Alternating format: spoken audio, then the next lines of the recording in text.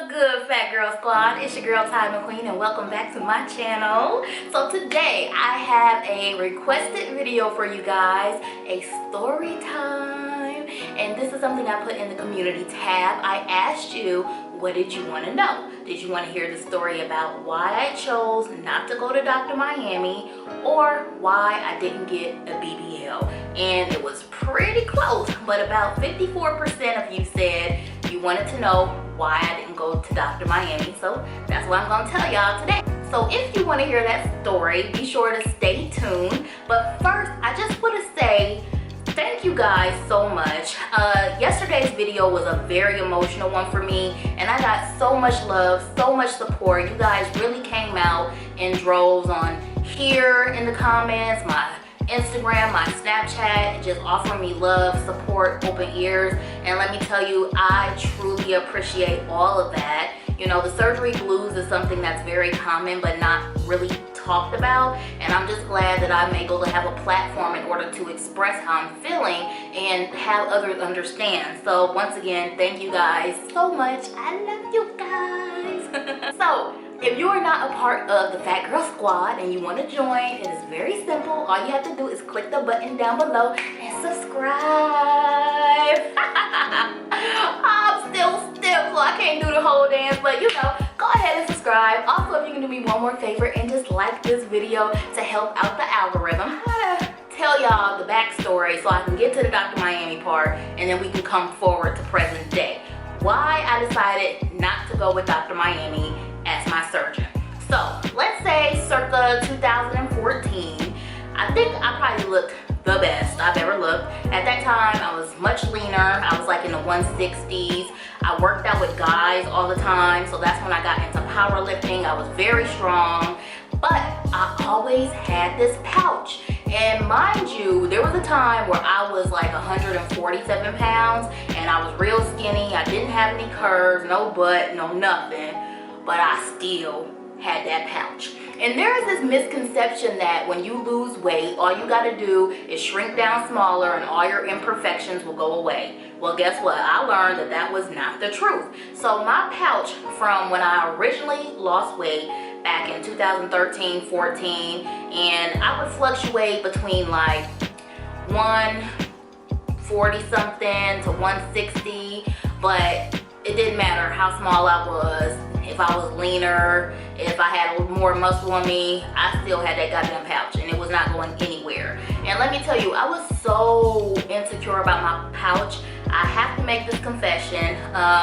This was like probably 2014. I know there's a specific picture that I would post and I was in this little swimsuit, and people would ask me all the time, how don't you have any loose skin, or what can I do about loose skin? And I was so insecure about my little pouch and my loose skin on my stomach. I have gotten pretty good over the years in hiding it to make it seem like I don't have it, but there was a point in time I lied, and I said I didn't have loose skin. I tried to act like it wasn't a problem for me. I deflected away from that question because I was just really embarrassed that I had it and that I would work so hard. I would eat clean, like, because there was a point in time I ate 100% clean. I barely ate any processed food. I never went out to eat. It was so strict. I didn't even use seasoning in my food because I didn't want all that sodium or whatever. Like, I was really strict like that, and I still had that pouch, and it just would like haunt me. And it was like no matter what I did, I couldn't get rid of it.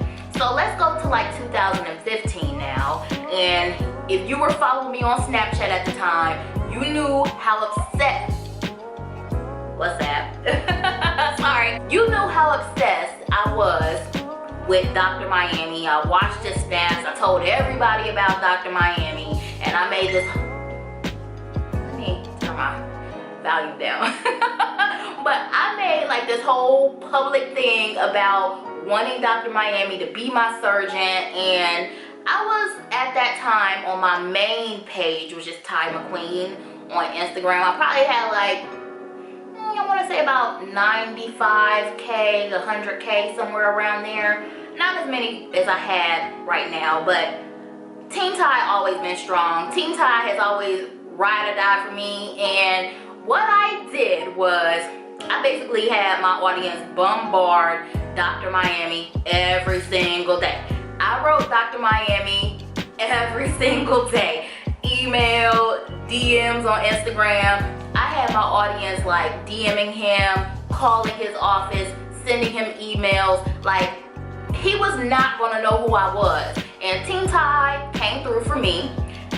One day I get this DM, it's from Dr. Miami. He's like, I wanna help you, you know, hit me up. So he gave me his number, I called him, I talked to him, and he wanted to help me out. And he was just like, you know, so enthused with like the amount of support that I had got. And he was like, yo, people have been telling me about you. Like, they have been bombarding my office with calls, emails, DMs about you, and I want to help you. Now, I got to say this. I was gun-ho for getting this surgery with Dr. Miami. I was so happy. I was so elated. But around this time in my journey, I had, you know, my first real rebound. And there's been times I go up and down in weight like 10, 15, 20 pounds.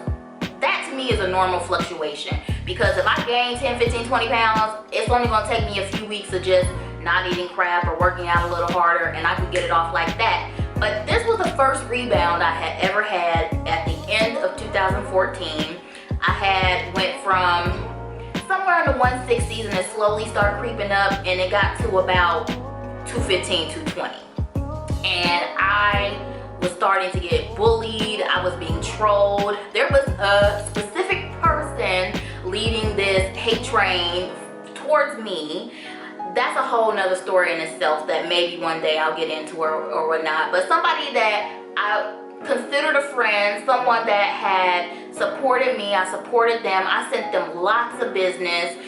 To this day, I do not know why they sent so much hate my way, and I can only speculate it was because I wasn't promoting their program. It was like they was real cool with me. They was rocking with me until I stopped promoting their program. And what happened was, in the end of 2014, I was really going through some things. I was homeless, I was living in my car, and I'm still real popping on Instagram. Nobody knows this. I'm not telling anybody anything. You guys would see me in the gym because I still had a 24-hour gym membership, so I would be like, go to the gym, and I would sleep in the gym. I would wash and bathe in the gym, but I would sleep in my car sometimes. Alexa, off. But it was just a whole situation that people didn't realize I was going through. I was depressed, I was stressed out, and I have PCOS. So when you have a hormonal condition like I do with PCOS, you know, your weight can really be affected by that, especially when you have a lot of cortisol, which is a hormone, and you know, the stress of not having any place to live, being so secretive, so mum. Like, my parents didn't know, and you guys all know how supportive my parents are of me. I was living in Texas at this time, so I didn't even talk to my parents. They had to come to Texas and find me. It was like a whole big deal, and even when they came and found me, I still didn't tell them what was going on with me. But I was just going through a lot, more than I'm telling you right now. But let's just say I was in a very stressful situation.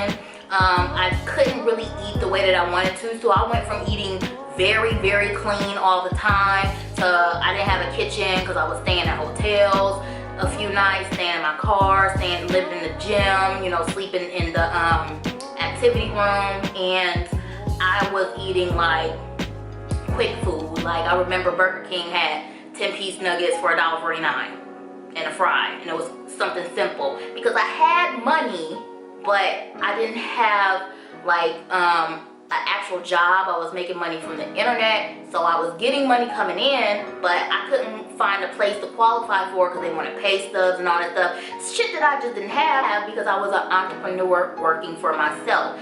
So eventually I did get out of that situation, and it started to get better for me, but that was a whole situation that I never talked about when I was going through it. And you guys on the internet are seeing me going up in weight, and I'm not talking about why I'm going up in weight, but y'all still seeing me in the gym, and you're like, well, why is she in the gym but she's gaining weight?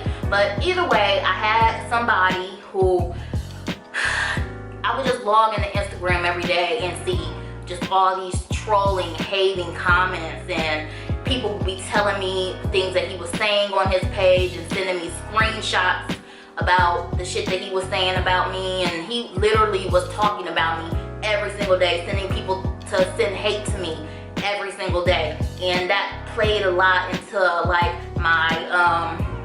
my mental state at the time, because I had never been trolled. Trolling was really like a new thing back then, and I really didn't know how to handle it. Like, I was always used to getting so much love on the internet, and all of a sudden I'm like, people are calling me fake, and you're a fraud, and you gonna be fat forever, and you this and you that. And then I got this person that's like cyberbullying me and leading this little hate train. It was a crazy situation.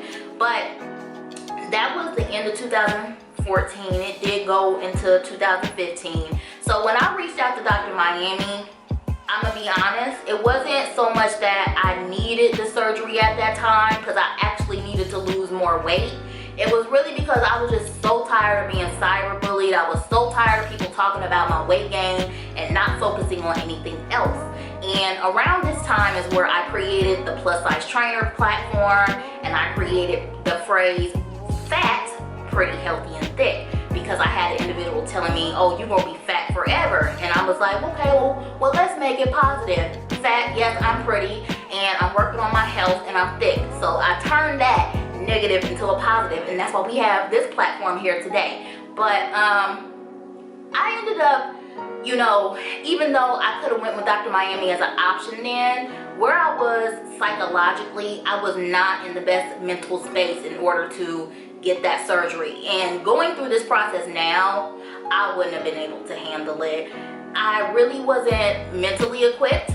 I wasn't equipped with the knowledge that I have now about my body and understanding, you know, the things like my PCOS, understanding what foods work for me, not being so at one point just crazy about dieting and being unrealistic and being so restrictive and maintaining such a low deficit. There were a lot of things that I needed to learn, and I was really still new in the whole fitness journey. It was probably only like 2 or 3 years at that point. And fast forward now, I'm 8 years in, I know so much more, and I'm not saying that I'm any better now body-wise, but what I'm saying is I know a lot more. I understand a lot more. And another thing that I have stopped doing, I stopped worrying about what motherfuckers want me to look like. It is not up to anybody on the internet to tell me what they think that I should look like, how much they think I should weigh, whether they think I should get surgery or not, whether they think I need to be bigger or smaller. I have become a person that understands what I want with realistic expectations for my body. And I'm very happy with where I sit right now. And that's something that back then I didn't have the self-love, I didn't have the body appreciation. It was really just all about trying to please people on the internet and get people to stop talking about me. And that was the whole reason why I wanted that surgery. So again, I figured that that wasn't the best thing and that I really needed to do more work on myself, and I'm glad I declined it. I'm very glad I declined it, because I started to understand my body. I started to understand these processes, and I really built a platform for self-love, self-empowerment, body positivity, you know, my body appreciation that I do and I encourage you all to do.